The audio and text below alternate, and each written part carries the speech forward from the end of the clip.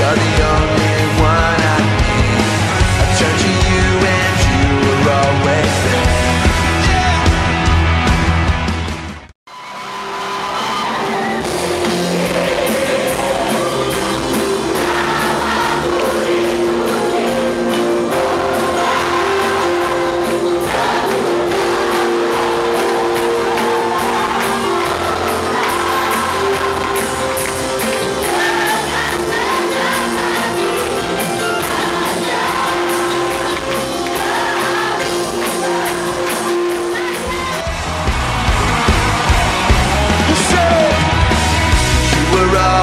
Always there, and every how and everywhere. Grace abounds so deeply within me. 1 Samuel 22 ayat 1 dan 2. 1 Samuel 22 ayat 1 dan 2. Kita baca sebentar. Lalu Daud pergi dari sana. Saya ulangi 1 Samuel 22 ayat 1 dan 2. Lalu Daud pergi dari sana dan melarikan diri ke gua Adulam. Ketika saudara-saudaranya dan seluruh keluarganya mendengar hal itu, pergilah mereka ke sana mendapatkan dia. Berhimpunlah juga padanya setiap orang yang dalam kesukaran, setiap orang yang dikejar-kejar tukang piutang, setiap orang yang sakit hati. Maka yang menjadi pemimpin mereka bersama-sama dengan dia ada kira-kira 400 orang. Saudara, kita tahu kondisi Daud, dia lagi stres, dia lagi kecewa. Dia begitu mengasihi Saul, dia begitu memberikan nyawanya untuk Saul. Dia membela Saul dengan hebat. Dia melawan Goliat, raksasa yang luar biasa. Dia habisi musuh tentara Filistin dengan mempertaruhkan nyawanya untuk membela orang Israel dan membela Saul. Tapi dia ingin dibunuh oleh Saul karena jealous, karena cemburu. Karena Saul tahu bahwa Daud ini akan menjadi raja menggantikan dia. Karena dia dengar nyanyian orang Israel yang mengatakan Saul membunuh beribu-ribu, tapi Daud membunuh berlaksa-laksa. Satu laksa itu sekitar 10.000. Dari puluhan ribu, ribuan dihitung kepada Saul, puluhan ribu dihitung kepada Daud. Dan Saul cemburu dan mulai mengejar-ngejar dia, membunuh dia. Dalam keadaan frustasi, dia masuk ke satu gua Adulam. Dia mau tenang, gak mau dikejar-kejar. Dia mau istirahat, mau rest. Dia mau cari Tuhan, mau menghadap Tuhan.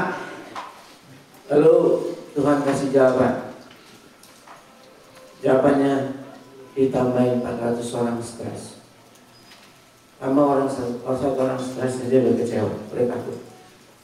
Apalagi tambah 400 orang stres. Orang-orang yang datang ke dia adalah orang-orang yang dikejar. Orang-orang narapidana, orang-orang loser, orang-orang yang sudah dikejar-kejar hutang, orang-orang yang mau dibunuh sama polisi, yang dikejar-kejar, orang-orang yang lari pergi ke banyak tempat, saudaraku. Dan rasanya pasti sakit bagi Daud. Betul, kalau kita lagi stres, kita dikejar, terus datang satu orang stres, kita tambah stres. Maunya datang pembimbing yang mengasihi kita ya, tapi datangnya orang stres. Tapi nggak tampung 400 orang stres. Saya pernah tampung narapidana waktu Tuhan panggil saya masih muda. Yang kira saya udah tua, udah pelayan Tuhan. Enggak, saya masih kayak adik-adik, masih kuliah, belum jadi pelayan Tuhan, masih baru bertobat. Tuhan suruh saya nampung narapidana. Ada seorang anak Tuhan yang sekarang jadi istri saya. Dia dikasih emas sama mamanya semua, maksudnya untuk nikahnya. Dia tanya sama mama, ini emas buat saya semua. Iya katanya, puji Tuhan. Dia jual emasnya semua. Kami kontrak satu rumah, kami tampung orang narapidana, gelandangan dan sebagainya di rumah itu, dan saya melayani. Dan mereka biasa main pisau, sehingga kalau ribut itu main pisau atau mecahin piring dan ngejar lawannya. Suatu malam saya punya anak bimbingan saya, satu orang. Kita tidur, tapi kesunyian malam dipecahkan, suara piring pecah, lalu teriak-teriakan kejar-kejaran. Rupanya satu orang yang dilayani marah dengan temannya, dia kejar pakai piring pecah. Nah, saya saat itu dengan satu rekan saya yang melayani, yuk kita keluar. Tapi rekan saya gini nih, oh gini ya, artinya apa? Ketakutan. Saya masih muda, mungkin umur sekitar 20-an. Saya juga gini saudara, sama ketakutan juga. Tapi kalau Tuhan panggil saya untuk melayani Tuhan, jangan kira saya udah sama Tuhan, saya masih muda kayak adik-adik semua. Saya bilang dalam nama Tuhan Yesus, saya keluar.